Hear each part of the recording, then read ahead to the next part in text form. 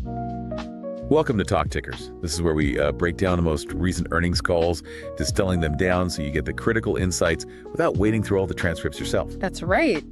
Today, we're diving deep into Hancock Whitney Corporation, ticker HWC. Yep.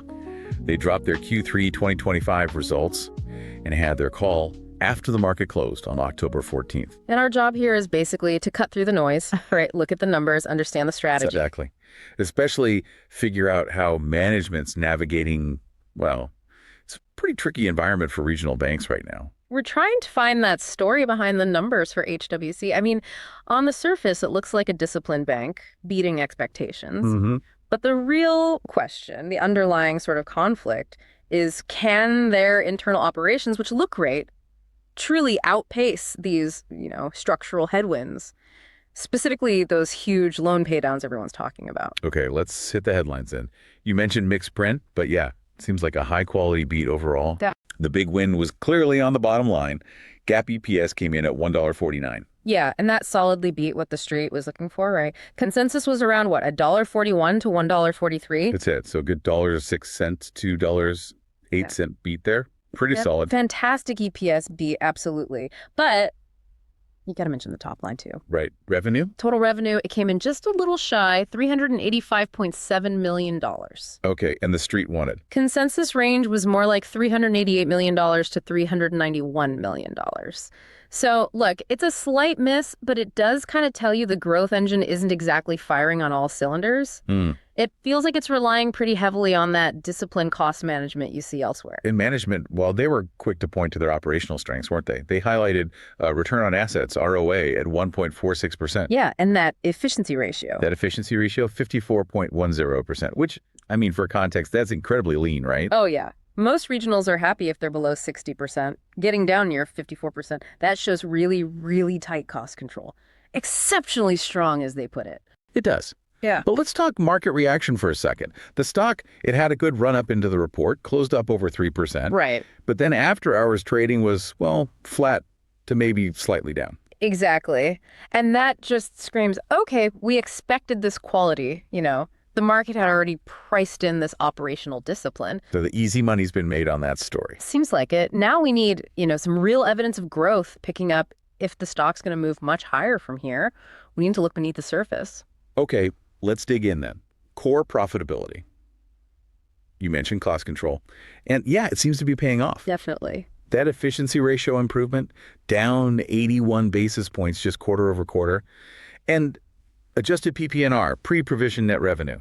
That was up 5% quarter over quarter to $175.6 million. That's pure execution, no doubt. But, can I raise a point here? Sure. If that PPNR is up 5%, mostly because they're cutting costs, how sustainable is that long term without genuine revenue growth kicking in? That's a fair question. Is it just cutting your way to looking good, or is it building something sustainable?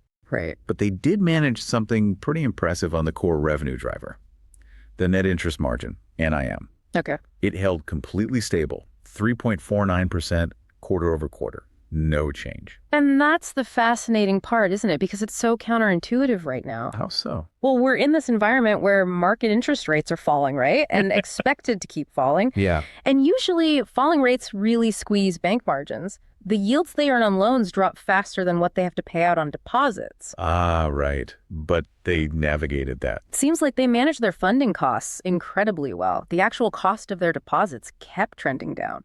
Dropped another basis point to 1.64%. Okay, and how'd they pull that off? They credited, disciplined pricing, but also the repricing of their CDs, certificates of deposit. The roll-offs. Exactly. In Q3, they repriced something like $2.4 billion worth of CDs. So, those were maturing at an average rate of 3.69%, and they got reissued at 3.58%. so they saved 11 basis points there. Across billions of dollars, yeah. And that difference, that's what keeps the NIM stable when it probably should be falling. That stability is crucial. We also can't skip the other engine here, fee income. Oh, definitely not. Non-interest income hit a record, $106 million.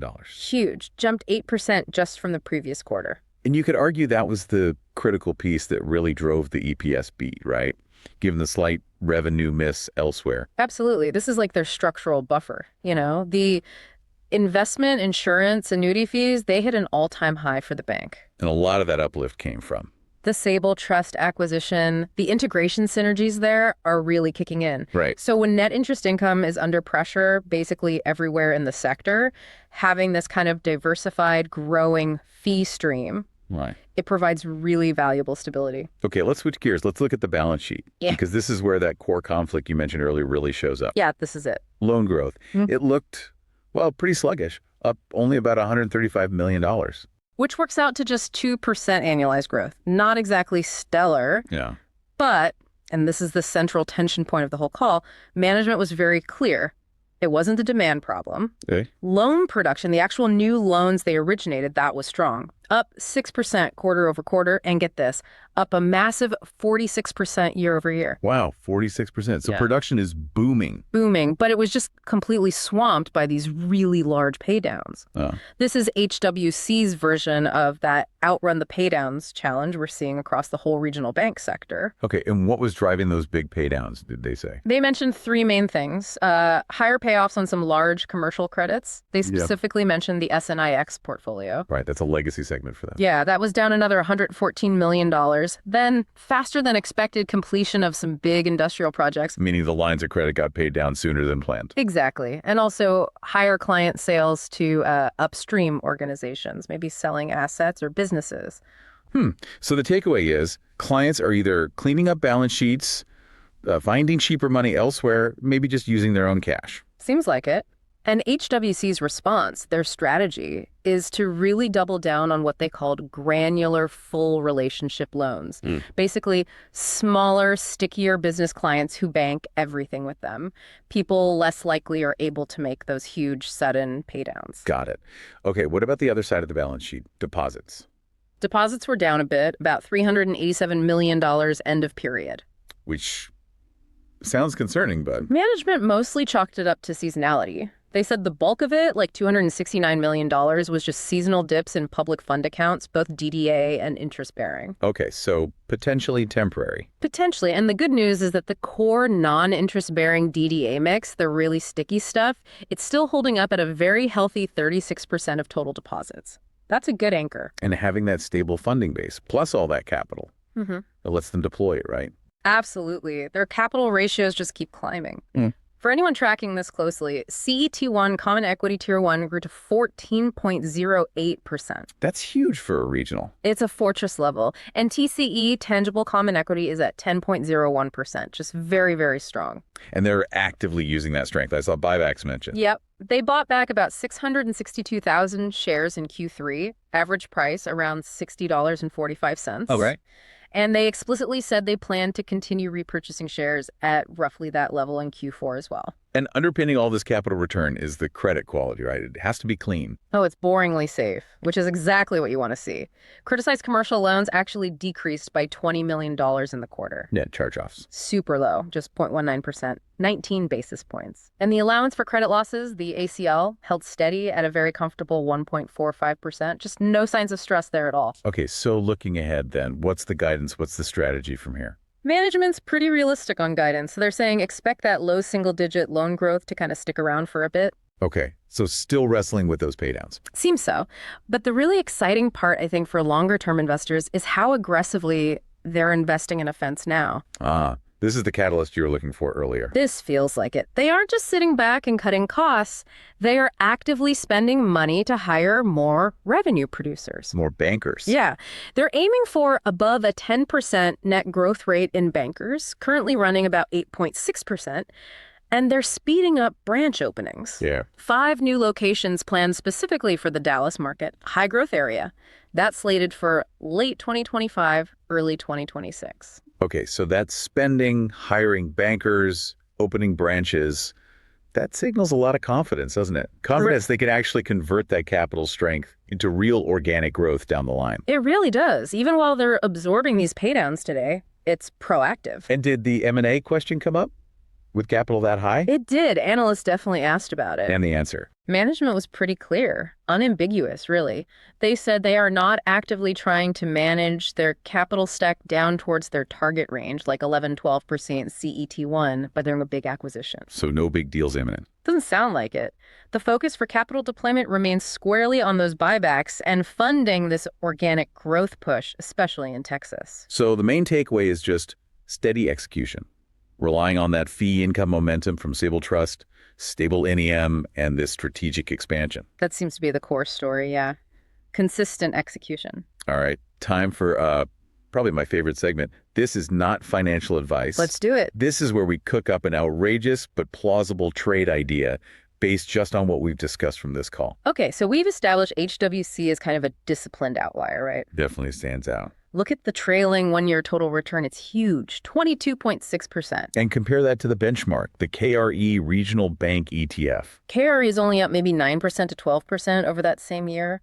HWC is crushing it on a relative basis. Plus, they have that superior operational quality we talked about, the efficiency, the NIM stability, and that massive 14.08% CET1 ratio, loads of capital. Right. So forget the complex models for a sec. The gut feeling here is HWC just keeps outperforming while maybe the rest of the sector stays choppy or faces more pressure. Okay, so what's the pitch? What's the trade? We're thinking a relative value trade, Meaning? specifically going long HWC equity, buying their stock, and at the same time going short the KRE Regional Bank ETF. Ah, okay, so you're isolating HWC's specific strengths. Exactly. You're betting that their unique playbook, that stable NI, the fee income boost from Sabal, the focused expansion into Dallas, lets them keep outperforming the broader group. So even if the whole regional bank sector faces headwinds like, I don't know, renewed liquidity worries or more margin compression? This position bets that HWC can still outrun the sector noise, basically, because of its specific operational strengths and strategic moves. Interesting. Betting on the outlier. That's the idea.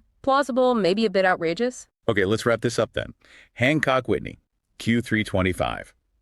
Strong quarter overall, characterized by that clean EPS beat. Driven significantly by record fee income, plus really masterful handling of expenses and funding costs. Yeah, the core story seems to be steady, disciplined execution, combined now with this proactive investment in organic growth, trying to finally get ahead of those persistent paydown pressures. And of course, we have to remind you, this analysis is purely informational. It's based on the call transcript, related market data. It's not financial advice. Absolutely. Always do your own homework before making any investment decisions. Please do. All right, now for that final provocative thought we like to leave you with. Something to chew on. Management mentioned they're currently debating laying down additional financial services operations, like branches, loan offices, in 4 different MSAs, metropolitan statistical areas. That's planned for mid to late 2026. Right, beyond the Dallas expansion already announced. Exactly. So here's the question for you. If this big push in Dallas, the accelerated hiring, the new branches, if that succeeds in actually offsetting these high paydowns they're currently facing, which one of the other 3 MSAs that are currently under debate do you think HWC should prioritize next? And more importantly, why that one? That's a good one to mull over. Where should they place their next big bet after Dallas? That's what you should be thinking about until we dive into the next earnings call.